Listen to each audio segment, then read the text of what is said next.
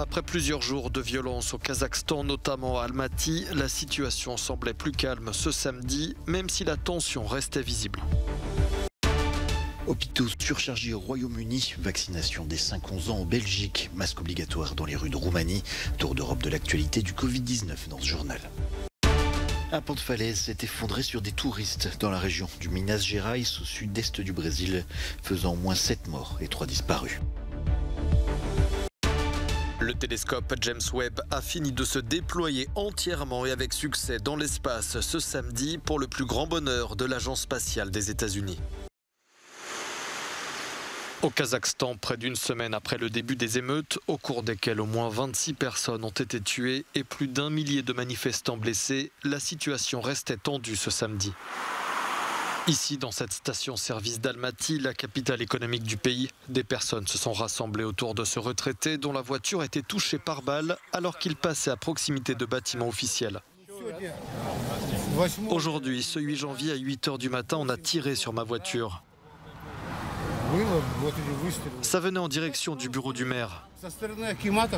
La veille, le président Tokayev a autorisé les forces de sécurité à tirer pour tuer, pour étouffer toute rébellion. Le peuple s'est réveillé, il n'y aura pas un autre président qui régnera pendant 30 ans. Une vingtaine de touristes russes venus profiter des pistes de ski kazakhs avant l'explosion de la crise viennent d'être rapatriés par des militaires russes dans leur pays. Nous sommes arrivés ici pour les vacances du Nouvel An. Nous voulions aller au ski. Et maintenant, nous sommes renvoyés en Russie par un avion militaire. Il n'y a probablement pas d'autre solution. Appelée à l'aide par le pouvoir kazakh, la Russie a envoyé sur place un contingent de troupes russes et de troupes provenant d'autres pays alliés de Moscou. Fort de cet appui, le président Kassim-Jomart Tokayev a dit exclure de négocier avec les manifestants. Les steppes du nord-est du Kazakhstan sont le berceau d'une grande partie des crypto-monnaies et ces bits-hangars forment l'un des plus vastes complexes du marché des devises virtuelles. Nous sommes ici à 300 km de Nur-Sultan, la capitale du pays, loin des troubles qui secouent les grandes villes, et pourtant les conséquences se font sentir jusqu'ici et bien au-delà. Face aux contestations, le président Tokayev a coupé les connexions Internet et privé le marché des crypto-monnaies de la puissance de calcul des ordinateurs kazakhs. Selon l'université de Cambridge, le Kazakhstan représentait à lui seul l'année dernière 18% des blockchains qui composent les bitcoins. Le système de création des crypto-monnaies est pensé pour s'adapter à la puissance de calcul disponible dans le monde, mais les acteurs du marché s'inquiètent malgré tout. Et en milieu de semaine, le cours du bitcoin a enregistré une forte baisse. Alors que le variant Omicron du Covid-19 continue de se propager en Angleterre, la pression monte dans les hôpitaux de la capitale britannique. Les chiffres d'admission pour Covid-19 sont toujours en hausse à travers le pays, autour de 230 pour 1 million d'habitants. Face à cette vague, l'hôpital public a du mal à faire face. Le service a été tout simplement surchargé de patients et il n'y a pas de sortie vers les salles à l'étage et les ambulances doivent faire la queue à l'extérieur.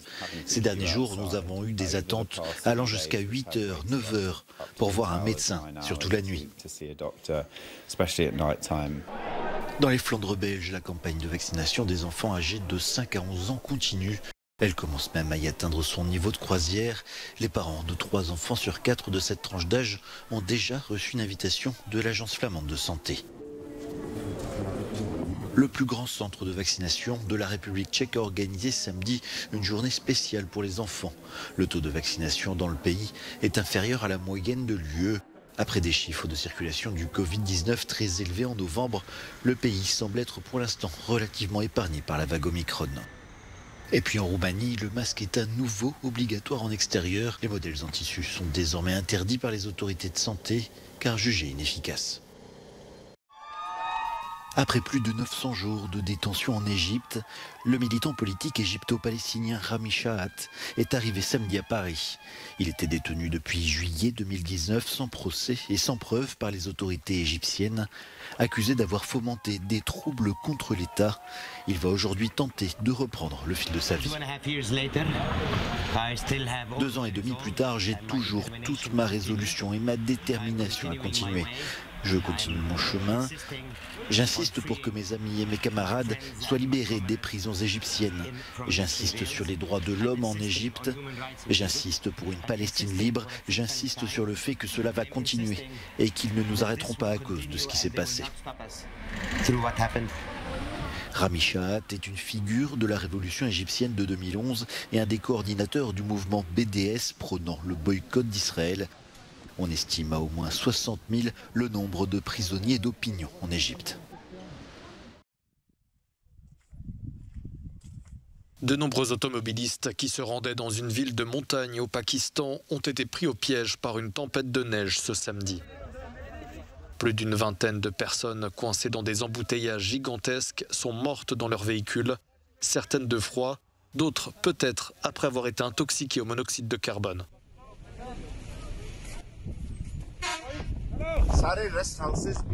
Tous les abris gouvernementaux ont ouvert en suivant les instructions du ministre en chef du Pendjab. Nous allons bientôt mettre en place un service d'hélicoptère dès que le temps s'éclaircira, mais le temps est encore mauvais. Si des personnes sont bloquées dans les forêts, nous les secourrons. Les autorités de la province du Pendjab ont annoncé que la ville de Murree, où cherchaient à se rendre les voyageurs, avait été déclarée zone sinistrée. Cette ville, fondée au XIXe siècle par les Britanniques comme sanatorium pour leurs troupes coloniales, se trouve à 70 km au nord d'Islamabad. Au Brésil, c'est un pan entier d'une falaise qui s'est effondrée sur des touristes. Ces photos ont été prises quelques instants après que des centaines de tonnes de roches se sont détachées de la paroi sur ce lac très fréquenté du sud-est du pays. Il y aurait, selon le dernier bilan des pompiers, au moins 7 morts et 3 personnes toujours portées disparues.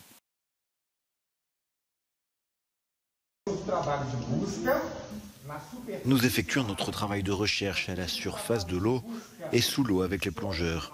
L'enquête va se poursuivre. Nous travaillons avec les témoins, les membres de la famille et les entreprises locales.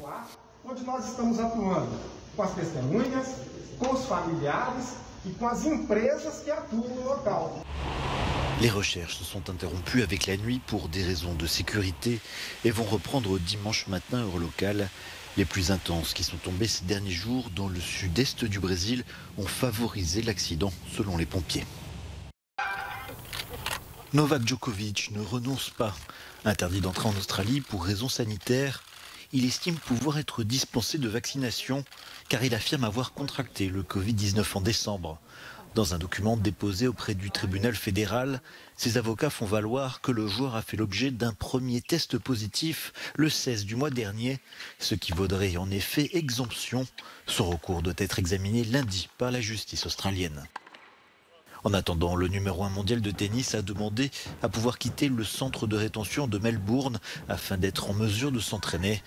En Australie, où vit une importante communauté serbe, une centaine de supporters et de militants anti-vaccins se sont réunis devant le centre de rétention. L'imbroglio australien pose déjà des questions quant à la suite de sa saison, notamment aux États-Unis, à commencer par Indian Wells et Miami au printemps. Le vaccin est obligatoire pour passer la frontière américaine.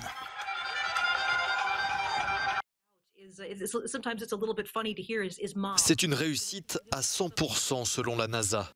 Le télescope James Webb a fini d'être déployé ce samedi à plus d'1 million de kilomètres de la planète Terre. Jamais par le passé le déploiement dans l'espace d'un objet d'une telle envergure n'avait été tenté.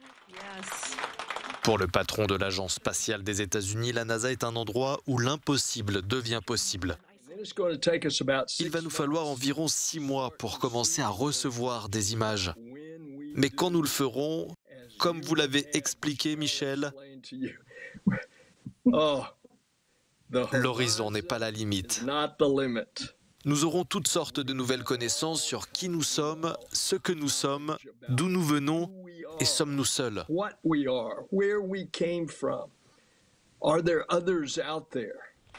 James Webb est l'observatoire spatial le plus puissant jamais conçu. Le télescope doit notamment permettre d'observer les premières galaxies formées 200 millions d'années seulement après le Big Bang.